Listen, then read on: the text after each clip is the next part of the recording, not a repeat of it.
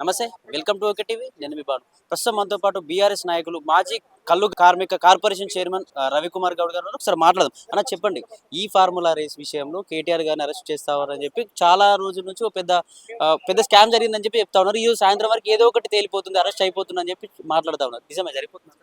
ఇప్పుడు అధికారంలోకి వచ్చిన తెల్లారి నుంచి రేవంత్ రెడ్డి గారు చేస్తున్న ప్రయత్నం ఏంటంటే ఏదో ఒక రకంగా కేసీఆర్ గారిను, కేటీఆర్ గారిను, హరీష్ రావు గారిను జైల్లో పెట్టేస్తే ఇక టీఆర్ఎస్ పార్టీ ఖతమైపోతుంది అని చెప్పేసి ఊళ్ళు ఊరుతున్నారు. మనం చూస్తూనే ఉన్నాం. అప్పటి నుంచి అధికారంలోకి వచ్చిన మరుసటి వచ్చింది ఆ పేరు మీద ఈ పేరు మీద రేపే జైల్లోకి పోతారు, ఎల్లుండే జైల్లో పోతారు. ఇక ఖతం మేము జైల్లో ఆ ఊసలు కూడా కిటికీలు కూడా సిద్ధం చేసినాం, రూములు కూడా రెడీ చేసినామని చెప్పేసి లీకుల మీద లీకులు ఇచ్చుకుంటా పోతానే ఉన్నారు. సంవత్సరం గడిచింది. ఇవాళ ఎందుకు అంటే ఏ విధంగానూ కూడా పెట్టడానికి వాళ్ళు ఎన్ని ప్రయత్నాలు చేసినా కూడా ఎక్కడ ఏమి లేదు కాబట్టి ఇవాళ ఏం చేయలేకపోతున్నారు. అంటే 55 కోట్ల స్కామ్ జరిగిందని చెప్తా ఉన్నారు. వాళ్ళ 55 కోట్ల స్కామ్ అంటే అర్థమైంది. స్కామ్ అంటే అర్థమైంది ప్రభుత్వం పేరు మీద ఎవరికో ఒకరికి అప్పనంగా కట్టబెట్టడమే కదా. మరి ఈ హెచ్ఎండి ఆర్బీఐ పర్మిషన్ లేకుండా బదలాయింపులు చేశారని చెప్తా ఉన్నారు. హెచ్ఎండిఏ చేసింది. హెచ్ఎండిఏ బాబా వాళ్ళ హైదరాబాదు బ్రాండ్ ఇమేజ్ పెంచడం కోసం తెలంగాణ రాష్ట్రాన్ని, తెలంగాణని అన్ని రంగాల్లో తలమానికంగా, విశ్వనగరంగా, విశ్వవ్యాప్తంగా ఒక గొప్పగా నిలబెట్టడం కోసం ఒకవైపు కేసీఆర్ గారు, కేటీఆర్ తనకున్నటువంటి గ్లోబల్ విజన్ తోటి, గ్లోబల్గా ఉన్నటువంటి తను పనిచేసినటువంటి ఆ నేపథ్యంతో వాళ్ళ హైదరాబాద్ ఒక ఇంటర్నేషనల్గా విశ్వనగరంగా తీర్చిదిద్దని చేయాల్సినటువంటి చేసి దానికి అందివచ్చినటువంటి అవకాశం ఏంటంటే ఈ జనరేషన్గా, ఇప్పుడు ఈ జనరేషన్గా భవిష్యత్ జనరేషన్కు ఆటోమొబైల్ రంగంలో ఎలక్ట్రిక్ వెహికల్స్ అన్నది ఒక అద్భుతంగా కలిసి వచ్చేటటువంటి అంశం. దాన్ని అవకాశంగా తీసుకొని అదే ఎలక్ట్రికల్ వెహికల్స్కి ఏదో వెహికల్స్కే కాకుండా దానికి రిలేటెడ్ పరిశోధనకు కానీ, మ్యానుఫ్యాక్చరింగ్ కానీ, దాని సపోర్టింగ్ మొత్తం మెకానిజంగా హైదరాబాదు తెలంగాణ హబ్గా కావాలన్నటువంటి ఉద్దేశంతో ప్రతిష్టాత్మకంగా ఉన్నటువంటి ఈ ఫార్ములాని ప్రమోట్ చేసి ఇవాళ హైదరాబాద్లో పెట్టింది. ఆ రోజు కండక్ట్ చేసిండు. ఇదేం కొత్త కండక్ట్ చేయలేక కాదు, కండక్ట్ చేసి అద్భుతంగా ఆ రోజు ఎంత రెస్పాన్స్ వచ్చిందో తెలుసు. దేశంలోనే అక్రాస్ ది వరల్డ్, ప్రపంచవ్యాప్తంగా, దేశవ్యాప్తంగా దానికి సంబంధించి ఒక బ్రహ్మాండమైన చర్చ, మొత్తం ఒక సెలబ్రిటీస్ దాన్ని అన్ని రంగాలకు సంబంధించిన కూడా అభినందించిన అద్భుతంగా పాజిటివ్గా బ్రహ్మాండంగా హైదరాబాద్కి ఒక ఇమేజ్ తీసుకురావటము, దానికి కనెక్టెడ్గానే దాదాపు 700-800 కోట్ల డైరెక్టు దానికి సంబంధించి ఆర్థికంగా ప్రయోజనం జరగడము, దానికి రిలేటెడ్గా కొన్ని వేల కోట్ల ఇన్వెస్ట్మెంట్స్ రావటము, ఇవన్నీ జరిగినాయి. అది జరుగుతున్న క్రమంలోనే దానికి ఈవెంట్ ఆర్గనైజర్గా ఉన్నటువంటి గ్రీన్కో సంస్థ, మేము ప్రభుత్వం లాభపడ్డది, హైదరాబాద్కు పేరు వచ్చింది, కానీ మాకేం నయా పైసా లాభం జరగలేదు దీనివల్ల, కాబట్టి మేము ఆర్థికంగా మేము ఉపయోగం లేదు కాబట్టి మేము దీని నుంచి ఆర్గనైజర్గా తప్పుకుంటున్నామని చెప్పేసి ఈవెంట్ నుంచి తప్పుకుంటాం. అప్పుడు ఒక హైదరాబాద్ కోసం అంత తనలాడినటువంటి నాయకుడు, తెలంగాణ అంటే ఇంత ప్రేమ ఉన్నటువంటి నాయకుడు ఏం చేస్తారు? పోయింది, నాకేం సంబంధం లేదు, మేము ఎలక్షన్ల పని ఆ టైంలో ఉండాలి కదా. అంత ఎలక్షన్లు, రాష్ట్రాన్ని, అధికారాన్ని, ఇన్ని కుట్రలు జరుగుతున్న టైంలో, ఇన్ని కుతంత్రాలు జరుగుతున్న టైంలో అది ఏమన్నా కానీ ముందు నాకు అధికారం కోసం నేను ఎలక్షన్లు అన్నది ముఖ్యం అనుకుంటారు కదా. కానీ అది చేసిన పనేంది, ఏది ఏమైనా కూడా ఈ ఫార్ములా మళ్ళీ ఫిబ్రవరిలో, మార్చిలో జరగాల్సిందని మనం వదులుకోదు, పోనీయద్దు. చాలా దేశాలు, చాలా నగరాలు దీనికి సిద్ధంగా ఉన్నాయి, మనం వదిలేస్తే అన్నటువంటిది ఉద్దేశంతో కేటీఆర్ గారు హెచ్ఎండిఏకు ఉన్నటువంటి అథారిటీని, డిస్క్రిషన్ అథారిటీని ఉపయోగించుకొని, ఇది హెచ్ఎండి అనేది ఒక స్వతంత్ర ప్రతిపత్తి కలిగినటువంటి సంస్థ. దానికి హైదరాబాద్ ఇమేజ్కి కానీ, హైదరాబాద్ అభివృద్ధికి సంబంధించి కానీ ఏదైనా నిర్ణయం తీసుకునేటువంటిది ఖర్చు పెట్టే అధికారము, చట్టమే హెచ్ఎండిఏకి కల్పించింది. ఆ చట్టాన్ని ఉపయోగించుకొని హెచ్ఎండిఏ చైర్మన్ ఎవరు? ముఖ్యమంత్రిగా ఉంటారు. హెచ్ఎండిఏ వైస్ చైర్మన్ ఎవరు? మున్సిపల్ పరిపాలనా శాఖ మంత్రిగా ఉంటారు. కేటీఆర్ గారు దాన్ని ఆ వచ్చినటువంటి దాన్ని ఎలక్షన్ టైంలో వదిలిపెట్టొద్దు అనే ఉద్దేశంతో, సరే ముందు మనం ఎన్నికలు అయిపోయిన తర్వాత ఇంకో కార్పొరేటు ఒక ఈవెంట్ మనం చూసుకుందాం కానీ, స్పాన్సర్ని మనం చూసుకుందాం కానీ, ఇప్పటికైతే ఈ డబ్బుల్ని ప్రభుత్వం నుంచే హెచ్ఎండిఏ నుంచి ఇమీడియట్గా పే చేయండి, ఇది వేరే వాళ్ళ చేతిలో పోదని చెప్పేసి గవర్నమెంట్ నుంచి దానికి ఫార్ములా, ఈ ఫార్ములా దాని ఆర్గనైజ్ అయినటువంటి ఉంది, దానికి forum for international automobile association అది ఉన్నది, ఎఫ్ఐఏ ఏదో ఉంటుంది, దానికి ఆటోమేటిక్గా చేస్తుంది. అది ఇంటర్నేషనల్గా చాలా రెప్యూటెడ్, చాలా ప్రతిష్టాత్మకమైనటువంటి సంస్థ. ఏదో బక్వాస్ కంపెనో లేకపోతే మీరు అధికారం రాగానే ఓ దానికి సంబంధించినటువంటి కంపెనీ 1000 కోట్లది దానికి అప్పనంగా అప్పజెప్పి చూపుడు అటువంటిది కాదు. అది ఓ ప్రతిష్టాత్మకమైనది, దేశంలో ప్రపంచంలోనే 30-40 సంవత్సరాలుగా ఫార్ములా 1, ఫార్ములా 2, ఫార్ములా 3 ఈ ఫార్ములా ప్రతిష్టాత్మకమైనటువంటి వాటిని ప్రమోట్ చేస్తున్నటువంటి సంస్థ. ఇంటర్నేషనల్గా ఉన్నది ఒకటే అది, దానికి రాష్ట్ర హెచ్ఎండిఏ నుంచి దానికి ట్రాన్స్ఫర్ చేస్తుంది. ప్రొసీజర్ ఏమైనా ఉంటే చిన్న ప్రొసీజర్ ల్యాప్సెస్ ఉండొచ్చు. వాళ్ళు కూడా చెప్పారు మాకు వచ్చినాయి, డబ్బులు వచ్చినాయి. అది ఏం మీకు అక్కడ ఎవరు 5 పైసలు 55 కోట్లు కాదు కదా, 5 పైసలు తీసుకున్నది లేదు.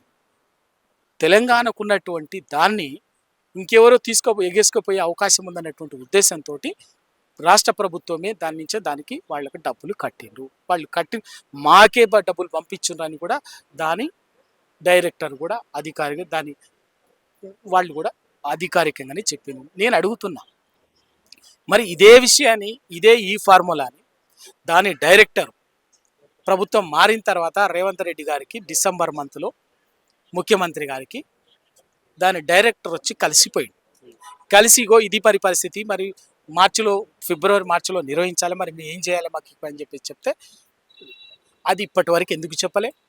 ముఖ్యమంత్రిని కలిసినటువంటి ఫోటో కూడా బయటికి రాలేదు. నిన్న కేటీఆర్ గారు రిలీజ్ చేసేంత వరకు, బయట పెట్టేంత వరకు మీరు దాని వెనుకున్న మతలబేంది, మీరు కలవటంలో ఇవన్నీ కూడా ప్రజలు బీఆర్ఎస్ ప్రభుత్వం ఉన్నప్పుడు రేవంత్ రెడ్డిని అరెస్ట్ చేశారనే కోపంతో ఇట్లాంటి నిర్బంధాలు జరుగుతున్నాయి అనుకోవచ్చు. ఇప్పుడు రేవంత్ రెడ్డిని చేసి అరెస్ట్ చేసింది నువ్వు 50 లక్షలు ఒక ఎమ్మెల్సీకి ఇస్తూ ప్రత్యక్షంగా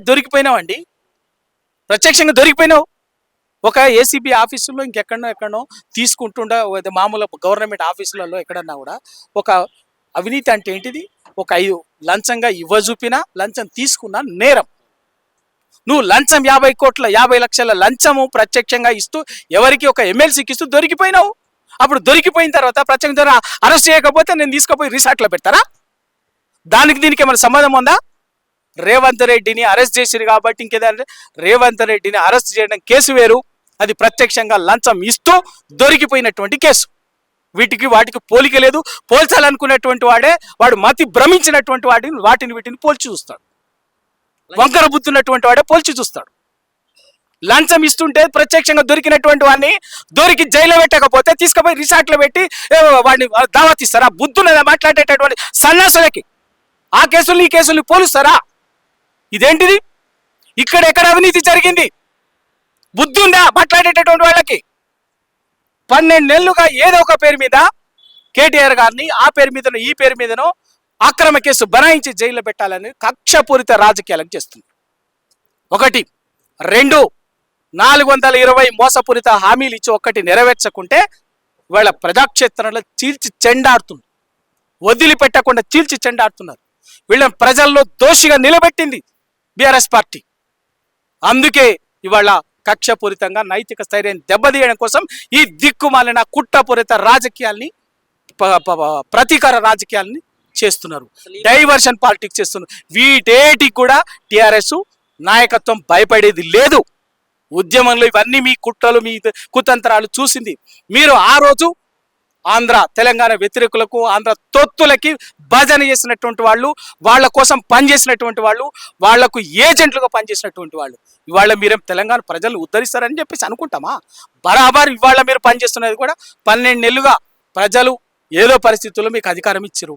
అధికారం ఇస్తే ఈ 12 నెలలుగా మీరేం చేస్తున్నారో తెలంగాణ అస్తిత్వాన్ని, తెలంగాణ ఆనవాళ్ళని మీకు అవకాశం వచ్చినప్పుడల్లా ఏం చేస్తున్నారో తెలంగాణ సమాజం గ్రహిస్తుంది. ఒక 1 year అయింది, ఇంకా ముందు చేస్తాం, ఇప్పుడే ఎందుకు బురద జల్లే ప్రయత్నాలు చేస్తా ఉన్నారని? బురద జల్లేదండి, నువ్వు అడ్డమైన పని, నువ్వు బురదలో బొరలాడుతుంటే నేను కడగకుంటే ఊరుకుంటారా? బరాబర్ నువ్వు చేసే పనులేంది ఏంటి? మీరు ఇచ్చిన హామీలేంది? వాటి అమలు చేయండి, వాటికి ఆ పనులు చేయండి.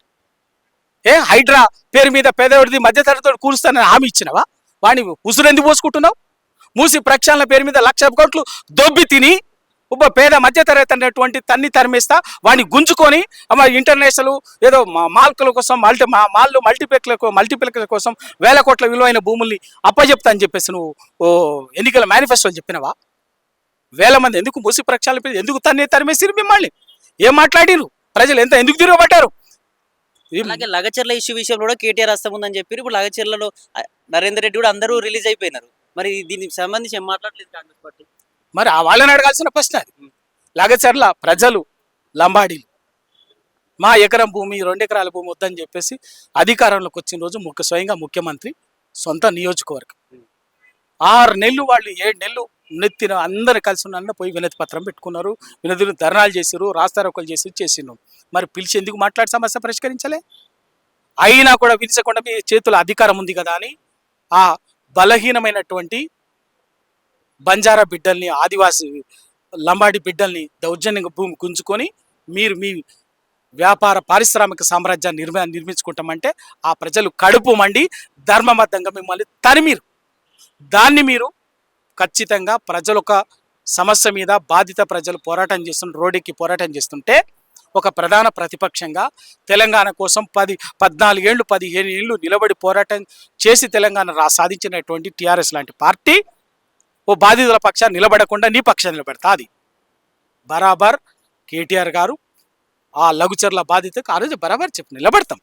ఒక బాధితులకు ఏ సమస్య వచ్చినా కూడా తెలంగాణ ప్రజల్లో ఏ వర్గానికి ఎవరికి వ్యక్తులకు ఎవరికి సమస్య వచ్చినా కూడా టీఆర్ఎస్ పార్టీ బరాబర్గా వాళ్ళ పక్షాన్ని నిలబెడుతుంది. దాన్ని తీసుకొని మీరు చేసినటువంటి ప్రజలు మిమ్మల్ని వాస్తవంగా మిమ్మల్ని తన్నాల్సింది, మీ మీద తిరుగుబాటు జరగాల్సింది. కానీ మీకు ముఖం లేక ఆ రోజు కలెక్టర్ని అధికారుల్ని పంపించు.